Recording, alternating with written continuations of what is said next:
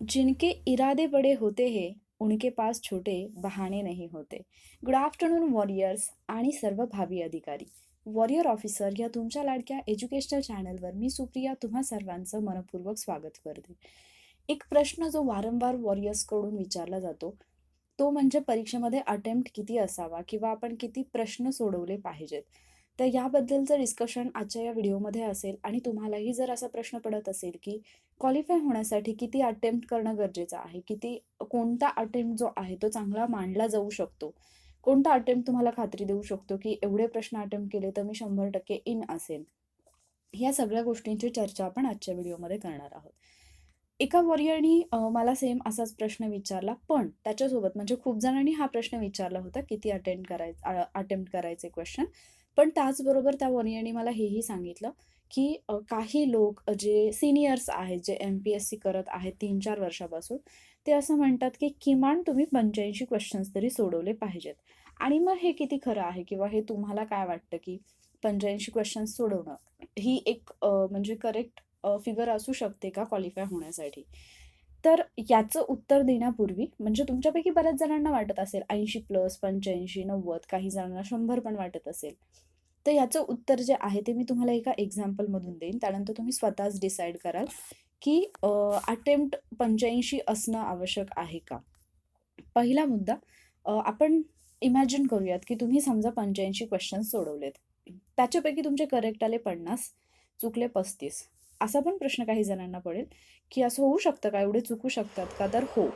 जे लोक question paper solve करत आहेत सध्या, टेस्ट सीरीज जे मुलं आत्ता सध्या सॉल्व्ह करत आहेत, त्यांना माहिती आहे की एखाद्या पेपरमध्ये आपले चुकीचे जे असतात ते खूप जास्त होतात. आणि मग तुमचे निगेटिव्हमध्ये गेले 8.75, तुमचा स्कोर आला 41.25. ठीक आहे. त्याच ठिकाणी दुसऱ्या एका वॉरियरनी 60 अटेम्प्ट केलेत, त्याचे 50 बरोबर आलेत, 10 चुकलेले आहेत, मायनसमध्ये गेले 2.5, त्याचा स्कोर आला 47.5. आता तुम्ही मला सांगा की इथे या केसमध्ये तुम्हाला 85 अटेम्प्ट चांगला वाटतो की 60 अटेम्प्ट चांगला वाटतो? अर्थात 60 चांगला वाटतो, कारण इथे आपल्या निगेटिव्हमध्ये जास्त स्कोर जात नाही, निगेटिव्हमध्ये आपले मार्क्स जात नाहीत आणि त्यामुळे आपल्याला चांगले मार्क्स मिळतात. तर ह्या ज्या गोष्टी आहेत की म्हणजे 85 मधून फक्त 50च बरोबर येणार का आणि 60 मधून 50 बरोबर येऊ शकतात का? तर हो, हा ज्याच्या त्याच्या म्हणजे कॉन्फिडन्सचा प्रश्न असतो की कोण कोणत्या कॉन्फिडन्सनी पेपर सोडवत आहे, कोणाला किती. म्हणजे ज्या व्यक्तीने 85 अटेम्प्ट केलेले आहेत, त्या व्यक्तीला खरंच हा कॉन्फिडन्स आहे का की माझे 85 जे मी सोडवलेले आहेत ते सगळे बरोबर येतील? अर्थात नसणार. ज्या व्यक्तीने 60 प्रश्न सोडवले आहेत, त्या व्यक्तीला बरेच जण म्हणजे ज्यावेळेला विचारलं जाईल की किती सोडवले? 60च सोडवलेत म्हटल्यानंतर हॉलमधून बाहेर आल्या-आल्याच त्या व्यक्तीला बरेच जण निगेटिव्ह बोलायला लागतील. फक्त 60, तुझं काहीच नाही होऊ शकत. पण कदाचित अशा वेळेला ती व्यक्ती बाजी मारू शकते. ठीक आहे? मग इथे एक मुद्दा तुमच्या लक्षात आला असेल की मॅटर काय करतं? अटेम्प्ट की ॲक्युरसी? अर्थात याचं 100% बरोबर उत्तर हे आहे की ॲक्युरसी मॅटर करते. तुम्ही किती अटेम्प्ट करता? एखाद्याने समजा त्याला नाही जमलं 85 क्वेश्चन अटेम्प्ट करायला, 90 क्वेश्चन अटेम्प्ट करायला. त्याने 60च अटेम्प्ट केले आणि 60च्या 60 बरोबर आले. त्याचा स्कोर अर्थात चांगला आहे. लक्षात येते म्हणजे इथे तुमचा अटेम्प्ट किती आहे यापेक्षा तुमची ॲक्युरसी जास्त मॅटर करते. पण मग याचा अर्थ असा नाही की तुमचा अटेम्प्ट खूपच कमी असावा की तुमच्या अटेम्प्टमुळेच तुम्ही रेसमधून बाहेर व्हाल. एवढाही कमी अटेम्प्ट असू नये. ठीक आहे? मी एक एक्झाम्पल देईन तुम्हाला. माझी एक फ्रेंड तिने एका एक्झाममध्ये 75 अटेम्प्ट केले होते. आता ॲक्चुअली हे मला सांगायचं नव्हतं, पण मी सांगते. आणि मी त्याच एक्झाममध्ये 58 अटेम्प्ट केले होते. आणि ज्यावेळेला मी माझा अटेम्प्ट बाहेर आल्यानंतर सांगितलं होतं की 58, त्यावेळेला म्हणजे तिची रिॲक्शन पण हीच होती. तिच्या काही फ्रेंड्स होत्या, त्यांची रिॲक्शन पण हीच होती. आणि इव्हन माझ्या फॅमिली मेंबर्सची रिॲक्शन पण हीच होती. "फक्त 58, तुझं काहीच नाही होऊ शकत. तू इथेच बाहेर पडली." पण ज्यावेळेला आन्सर की आली आणि त्यावेळेला जेव्हा स्कोर म्हणजे आन्सर की आली किंवा ज्यावेळेला प्रीचा रिझल्ट आला, त्यावेळेला त्या पेपरमध्ये मी इन होते, म्हणजे मी कट ऑफमध्ये मी क्वालिफाय होते आणि माझी ती फ्रेंड बाहेर होती. मग मला तेच तुम्हाला सांगायचं आहे आणि या 58 मधले पण जे माझे चुकले होते ना, ते मी शेवटच्या 5 मिनिटांमध्ये अटेंड केलेले क्वेश्चन होते. आणि तेही खूप घाईघाईमध्ये, आणि ज्याच्या बाबतीत मी 100% शुअर होते की हे माझे चुकणार आहेत, कारण हे मी शेवटच्या 5 मिनिटामध्ये सोडवलेले प्रश्न आहेत. म्हणजे जर मी एवढे अटेम्प्ट केले नसते, तर माझा स्कोर अजून कदाचित चांगला आला असता.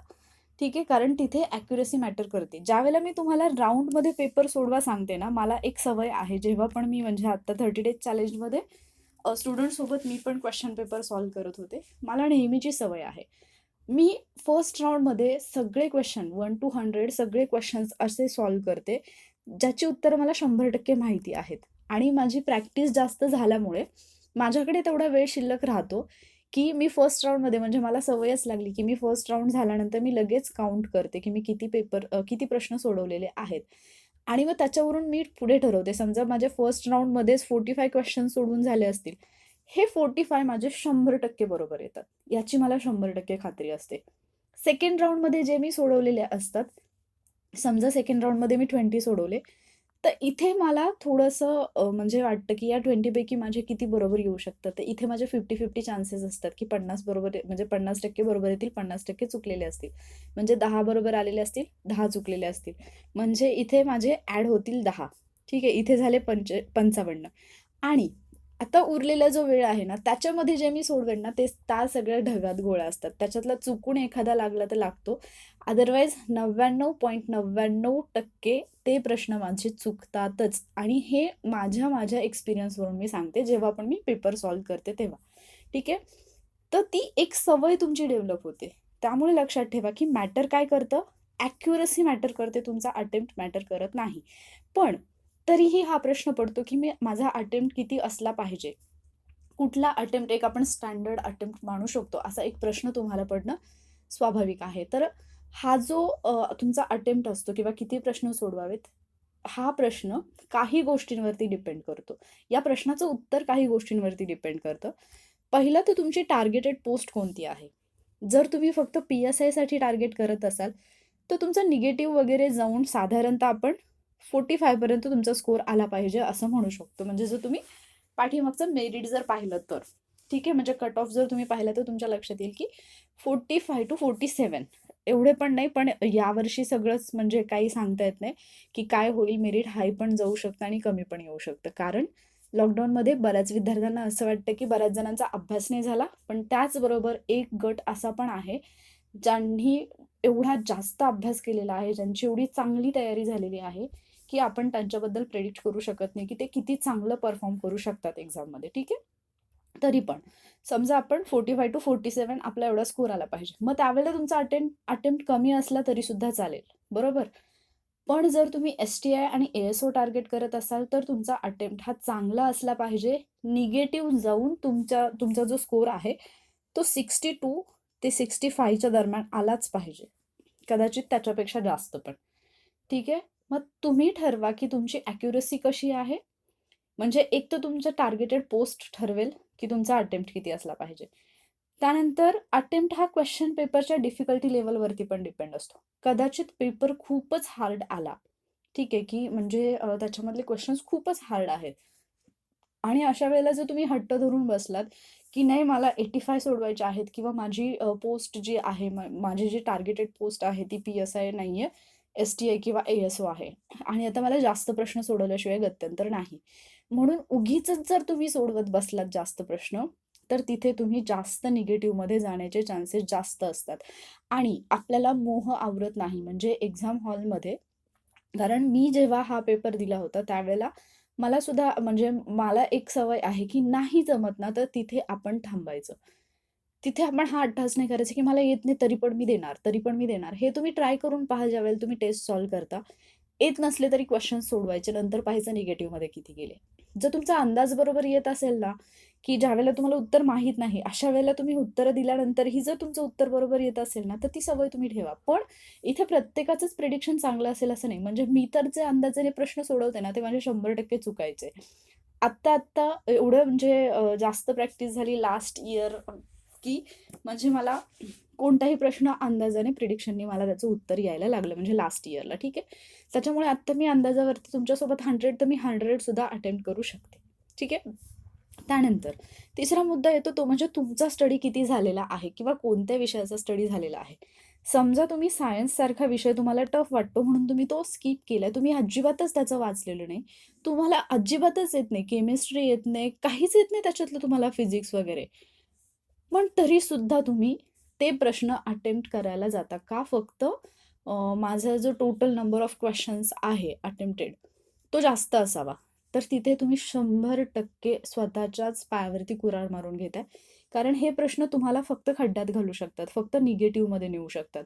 हे प्रश्न तुमचा स्कोर कधीच नाही वाढवू शकत, कारण तुम्ही हा सब्जेक्ट वाचलेलाच नाही. इथे तुम्ही गेस काय करणार? ठीक आहे? त्यामुळे ही एक गोष्ट येते, तुमचा स्टडी. आणि त्यानंतर शेवटचा मुद्दा येतो, तो म्हणजे तुमची ॲक्युरसी. ॲक्युरसी सगळ्यात जास्त मॅटर करते अटेम्प्टसाठी. मग आता अटेम्प्ट ठरवायचा कसा? एक लक्षात घ्या, ज्यावेळेला तुमच्या हातात क्वेश्चन पेपर येतो आणि तुम्ही क्वेश्चन पेपर रीड करता, साधारणतः पहिल्या 5 ते 6 क्वेश्चनमध्ये, मग मी तुम्हाला ऑलरेडी सांगितलं की पेपर कसा सोडवायचा. ठीक आहे? तर आता इथे मी परत नाही सांगत बसत, पण पेपर घेतल्यानंतर जो कुठला सब्जेक्ट तुम्ही सुरुवातीला सोडवायला घेणार आहे, मी असं म्हणत नाही 1 नंबरचा क्वेश्चन म्हणत नाही मी, किंवा सुरुवातीचे 5-6 क्वेश्चन म्हणत नाही. जो सब्जेक्ट तुम्ही सोडवायला घेणार आहात त्या सब्जेक्टबद्दल मी बोलते. ज्यावेळेला तुम्हाला ते प्रश्न सोपे वाटतात, जर तुम्हाला हे सोपे वाटले तर समजायचं की हा पेपर सगळ्यांसाठीच सोपा आहे. जर तुम्हाला हे अवघड वाटले तर असं अजिबात नाही म्हणत आणायचं की अरे हे मला अवघड वाटतंय, मला पेपर अवघड जाणार आहे. नाही, तो तुम्हाला अवघड जातोय याचाच अर्थ तिथे बसलेल्या प्रत्येक विद्यार्थ्याला तो हार्ड जात असतो. ठीक आहे? पण परत एकदा हॉलमध्ये बसल्यानंतर याला जास्त येत असेल, त्याला हे जास्त येत असेल, मला हे येत नाही, असा विचार जर तुम्ही करत बसला, तर तिथे ज्या प्रश्नांची उत्तरं तुम्हाला येतात, त्याची उत्तरं सुद्धा तुम्हाला येणार नाहीत. आणि हे जे पण मी तुम्हाला सांगते, हे प्री मेन्स सगळ्यासाठी लागू होतं. मी स्वतः ते अप्लाय केलं. आणि मला एक सवय आहे, की जेव्हा मी हॉलमधून बाहेर येते ना, एक्झाम हॉलमधून बाहेर आल्या-आल्या मला माहिती असतं, की या पेपरमध्ये माझा स्कोर किती येणार आहे, आणि तो मी तिथेच सांगून टाकते आणि माझा स्कोर तेवढाच येतो. कारण क्वेश्चन पेपर सोडवतानाची प्रॅक्टिस, क्वेश्चन पेपर सोडवल्यानंतर जे ॲनालिसिस मी तुम्हाला सांगितलेलं आहे, ते ॲनालिसिस करण्याची पद्धती, याच्यावरून तुम्हाला तुमचा अंदाज यायला लागतो, की कोणत्या प्रकारच्या, म्हणजे हार्ड लेव्हलच्या पेपरमध्ये माझा स्कोर कसा येईल, मीडियम लेव्हलचा असेल तर कसा येईल, आणि अगदीच इझी लेव्हलचा पेपर जर असेल तर माझा स्कोर कसा येईल. ठीक आहे? हे याचा अंदाज तुम्हाला तिथेच येतात. त्यामुळे लक्षात ठेवा, की अटेम्प्टमध्ये या 4 गोष्टींचा विचार नक्की करा तुम्ही. खूपच हार्ड पेपर वाटला तर जास्त प्रश्न सोडवण्याचा मोह टाळा. तुमचा स्टडी त्या सब्जेक्टचा आहे की नाही त्याच्यावरून त्याचे क्वेश्चन अटेम्प्ट करा. तुमची ॲक्युरसी लेव्हल काय आहे हे तुम्हाला, जोपर्यंत तुम्ही प्रॅक्टिस करत नाही तोपर्यंत ते तुम्हाला समजणार नाही. कोणत्या प्रकारचे प्रश्न तुमचे चुकतात मोस्टली. काही जणांना ज्यावेळेला अ आणि ब विधान दिलेलं असतं आणि मग खाली परत विचारलेलं असतं, बचं कारण आहे किंवा नाही, स्पष्टीकरण आहे किंवा नाही. असे प्रश्न काही जणांचे हमखास चुकतात. काही जणांचे अयोग्य नसलेले, बिनचूक नसलेले असे शब्द असणारे प्रश्न चुकतात. काही जणांचे जोड्या लावायचे प्रश्न चुकतात. हे तुमच्यावरती डिपेंड आहे, की म्हणजे तुमचे प्रश्न कशा पद्धतीचे प्रश्न चुकतात. त्याच्यानुसार तुम्हाला तुमच्या पद्धतीने अटेम्प्ट ठरवायचा आहे. ठीक आहे? तरी पण अ, म्हणजे जर एक सांगायचं म्हटलं तर पी-एस-आयसाठी मला असं वाटतं, की 75 पर्यंत तुम्ही अटेम्प्ट केले तरी चालू शकतात. पण तुमची ॲक्युरसी तशी असली पाहिजे. नाहीतर मग याच्यापेक्षा कमी जरी तुम्ही सोडवले प्रश्न तरीसुद्धा चालू शकतं. एस-टी-आय, ए-एस-ओसाठी यापेक्षा जास्त असलं पाहिजे, कारण अर्थात त्यांचं मेरिटच जास्त लागतं पोस्ट कमी असल्यामुळे. ठीक आहे?